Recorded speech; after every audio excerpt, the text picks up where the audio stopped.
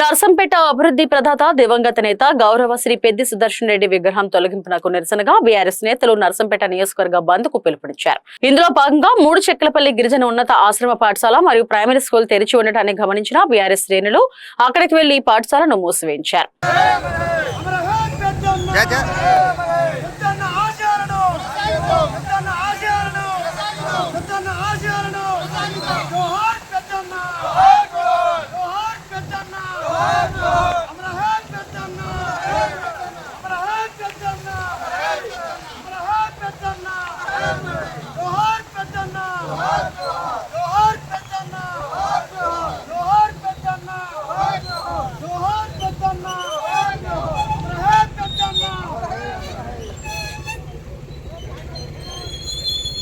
మరిన్ని అప్డేట్స్ కోసం మా ఛానల్ని సబ్స్క్రైబ్ చేయండి.